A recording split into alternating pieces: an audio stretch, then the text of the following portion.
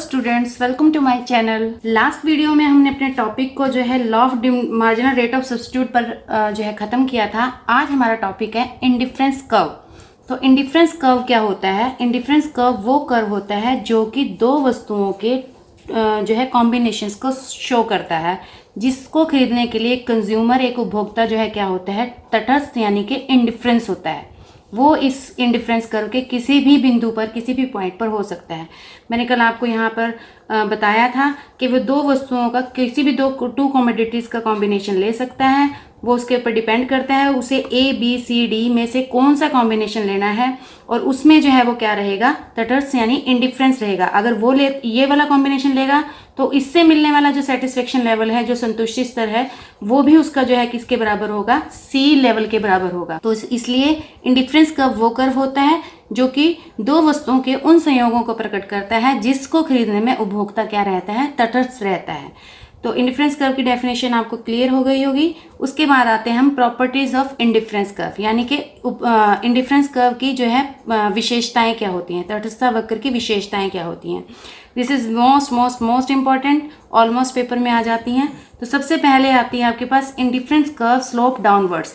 इसका मतलब है कि इंडिफरेंस कर्व जो है क्या करता है, ऊपर से नीचे की तरफ गिरता है। इसका मतलब ये है कि अगर वो एक की मात्रा को बढ़ा रहा है तो दूसरे की मात्रा को उसको क्या कम करना पड़ेगा, क्योंकि उसके पास रिसोर्सेज यानी कि जो इनकम है वो क्या है, उसकी लिमिटेड है।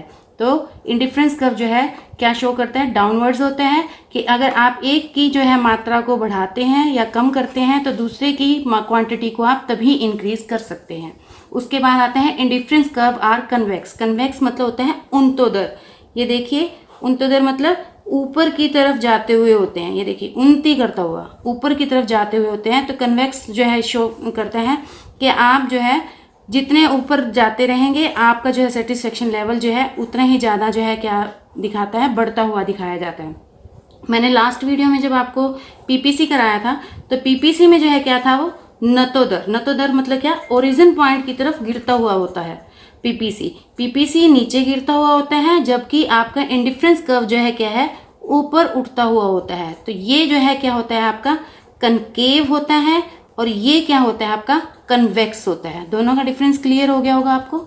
उसके बाद नेक्स्ट है हमारे पास indifference curve never intersect each other. Indifference curve एक दूसरे को काटते नहीं है। आपको एक एग्जाम्पल से शो करती हूँ। मान लीजिए ये आपके दो इंडिफरेंस कर्व है, एक ये और एक ये। This is your IC1 and this is your IC2, यानी इंडिफरेंस कर्व 1 और इंडिफरेंस कर्व 2। इसमें आप कोई भी दो पॉइंट ले लेंगे हम, जैसे फॉर एग्जांपल 1 ये हो गया आपके पास A, ये हो गया आपके पास B, और ये हो गया आपके पास मान लीजिए C। अब देखिए, मैंने आपको बताया था कि भी किसी भी बिंदु पर आप हो, आपका जो सेटिस्फेक्शन लेवल होता है वो सेम होता है। यानी कि अगर आपको A से जो सेटिस्फेक्शन मिल रही है वही आपको किससे मिल रही है, B से मिल रही है। यानी कि A की सेटिस्फेक्शन लेवल आपका किसके बराबर है, B के बराबर। और B जो है किसके बराबर है आपका, क्योंकि ये सेम इंडिफरेंस कर्व पे शो कर रहे हैं इसके बाद, तो इसका मतलब क्या है, B किसके बराबर है, आपका C के बराबर है। तो मैथमेटिकल फंडा है कि अगर A B के बराबर है, B C के बराबर है, तो नेचुरल सा है A भी किसके बराबर होगा, आपका C के बराबर होगा। जबकि A हमारा अलग इंडिफरेंस कर्व पे है और C हमारा अलग इंडिफरेंस कर्व पे है। तो इसलिए इंडिफरेंस कर्व कभी भी एक दूसरे को इंटरसेक्ट नहीं करते हैं। ये पास से निकल जाएंगे बिल्कुल, लेकिन एक दूसरे को इंटरसेक्ट नहीं करेंगे। तो ये क्लियर है। उसके बाद आता है higher indifference curve represent higher level of satisfaction.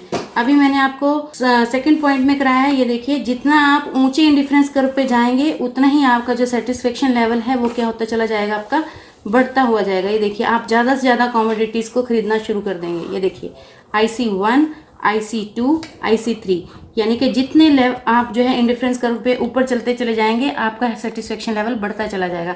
इसका मतलब यह है कि आपकी इनकम जो है क्या हो गई, बढ़ गई है। उसके बाद आता है indifference touches neither x axis और नॉर वाई एक्सिस। ना तो वो एक्स एक्सिस को टच करता है और ना ही वो वाई एक्सिस को टच करता है। आप कोई भी ले लीजिए, ये दोनों में से किसी को भी टच नहीं करेगा।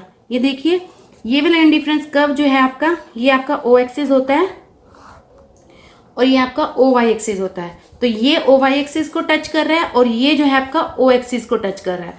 तो ये कभी भी एक दूसरे को टच नहीं करते, क्योंकि मैंने आपको पहले ही बताया था कि वे दो गुड्स का, किन्हीं भी टू गुड्स का जो है क्या करता है, कॉम्बिनेशन लेता है। वो डिपेंड करता है कौन सा लेता है। जैसे मैंने आपको पहले ही कराया था कि कोई भी दो कॉम्बिनेशन लेने होंगे, ऐसा नहीं है कि इसको जीरो करेगा और इसको जो है मैक्सिमम कर देगा। दोनों का कोई ना कोई कॉम्बिनेशन लेना है। जो जब दोनों का कॉम्बिनेशन लेगा तो जीरो तो किसी को भी दिखाता नहीं है, शो नहीं कर रहा।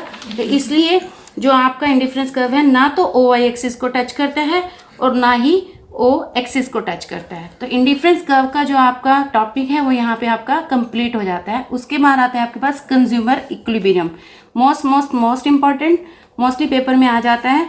इंडिफरेंस कर्व का एक कंज्यूमर जो है इक्विलिब्रियम में कहाँ होगा, अभी लास्ट कल वाली वीडियो में मैंने आपको दिखाया था। ये आपकी क्या थी, this is your budget line, जो कि आपकी इनकम को शो करती है। ये हो गया आपका बजट लाइन और ये हो गया आपका इंडिफरेंस कर्व। इंडिफरेंस कर्व क्या दिखाता है आपका, उन वस्तुओं का संयोग, उन कॉमोडिटीज के कॉम्बिनेशन को शो करता है जो आप खरीदना चाहते हैं। तो जहां आपकी बजट लाइन, जहां आपकी इनकम जो है आपकी वस्तुओं के सेटिस्फेक्शन लेवल को टच करेगी, वहां पर एक कंज्यूमर क्या होगा, इक्विलिब्रियम में होगा। तो दिस इज योर ई जो है क्या रहेगा आपका, इक्विलिब्रियम पॉइंट रहेगा। यानी कि आपका इनकम का और वस्तुओं का कॉम्बिनेशन यहीं पर ही बेस्ट रहेगा। तो ये आपका कौन सा कॉम्बिनेशन हो जाएगा, ये कौन सा हो जाएगा आपका इक्विलिब्रियम पॉइंट, यानी कि संतुलन बिंदु। तो एक उपभोक्ता वहाँ संतुलन में होता है जहाँ पर बजट लाइन को तटस्थ वक्र जो है क्या करता है, छूता है, टच करता है। तो ये वो कॉम्बिनेशन लेगा OLOM।